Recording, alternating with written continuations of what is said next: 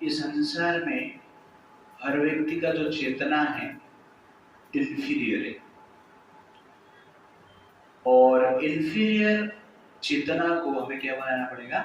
Superior बनाना पड़ेगा। और वो इंफीरियर एनर्जी को भगवान कहते हैं मटेरियल एनर्जी, और जो सुपीरियर एनर्जी है उसको भगवान कहते हैं स्पिरिचुअल एनर्जी। तो मटेरियल कॉन्शियसनेस को हमें जनरली स्पिरिचुअल कॉन्शियसनेस में परिवर्तित करना होगा। तो जन्मना जायते शूद्र, इस संसार में जो व्यक्ति भी जन्म लिए हैं इंफीरियर कॉन्शियसनेस के साथ आए लगभग, और कोई कोई सुपीरियर कॉन्शियसनेस के साथ भी आते हैं। बट शास्त्र कहता है जन्मना जायते शूद्र संस्कारात् भवेत् द्विज। जन्म से सब इंफीरियर है और संस्कार से व्यक्ति प्योर बनता है, सुपीरियर बनता है। तो संसार में आप देखेंगे कोई भी मेटल जनरली उसमें मिट्टी मिला हुआ रहता है। तो गोल्ड एक प्रकार की सुपीरियर मेटल है, अट्रैक्टिव मेटल है, वैल्यूएबल मेटल है, धातु। लेकिन जब वो मिट्टी से निकलता है तो प्योर नहीं रहता है, इम्प्योरिटी उसके साथ मिला हुआ रहता है। गोल्ड हो, कॉपर हो, सिल्वर हो, आयरन हो, कोई भी धातु हो जिसमें कि मिट्टी और अनेक इम्प्योरिटीज मिले हुए रहता है। तो गोल्ड को ऑर्नामेंट बनने से पहले गोल्ड को जनरली प्यूरिफाई किया जाता है। गोल्ड ओर जो है उसको प्यूरिफाई किया जाता है, और प्यूरिफिकेशन के लिए एक प्रोसेस है, सिस्टम है, जिसके द्वारा मिट्टी अलग हो जाता है और गोल्ड अलग हो जाता है। तो प्योर गोल्ड एक साइड होता है और मिट्टी अलग हो जाता है।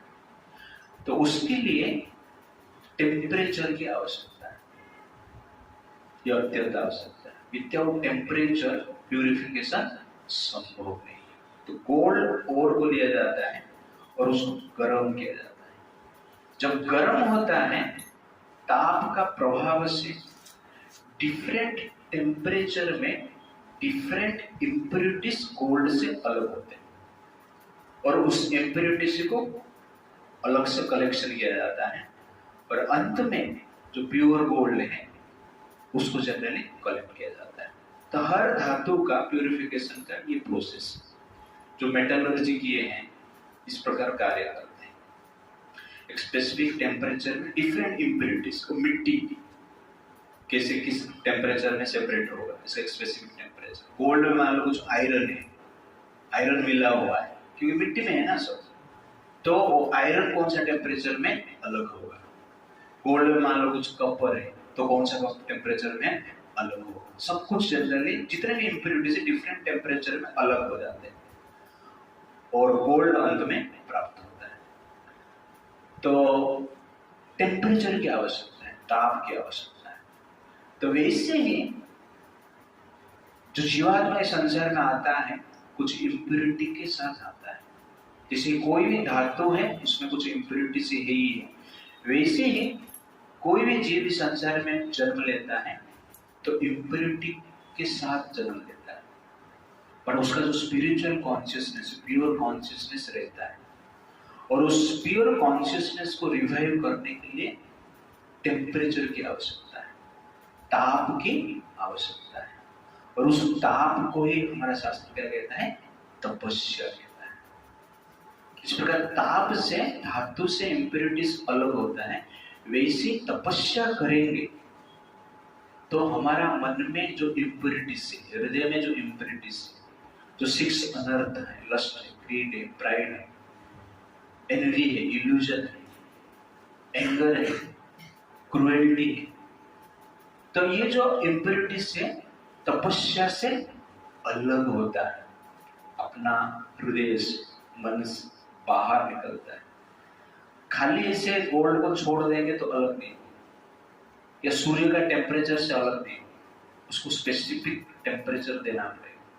तो ठीक उसी प्रकार तपस्या की आवश्यकता है, और जो जितना इंटेंसिवली तपस्या करेगा वो व्यक्ति का हृदय से उतना स्पीडली मन में जो अनर्थ है, इम्प्योरिटी से निकल जाएगा। तो अनर्थ एक बार निकल जाता है तो गोल्ड को हम एग्जैक्टली देख पाते हैं। गोल्ड का जो नेचुरल रूप है उसको हम समझ पाते हैं। मिट्टी के साथ गोल्ड को हम ठीक से समझ नहीं पाएंगे। तो ठीक उसी प्रकार जब इम्प्योरिटी से निकलता है, तपस्या जब हम करते हैं, तपस्या मतलब रूल्स एंड रेगुलेशन को फॉलो करना है, वैदिक शास्त्र के अनुसार जीना है। तो तपस्या, खाने में तपस्या, सोने में तपस्या, उठने में तपस्या, बोलने में तपस्या, सुनने में तपस्या, देखने में तपस्या, स्पर्श करने में तपस्या, वाणी में तपस्या, लेकिन त्याग करने में तपस्या, ग्रहण करने में तपस्या, सब कुछ एक नियम के अनुसार चलना चाहिए। तो उस लाइफ को हम क्या कहते हैं? तपस्या कहते हैं। उस लाइफ को हम भक्ति भी कहते हैं। तो भक्ति एक तपस्या, उस तपस्या के अनुसार जीते हैं। धीरे धीरे जो अनर्थ है हमारे चेतना से क्या होता है? अलग होता है।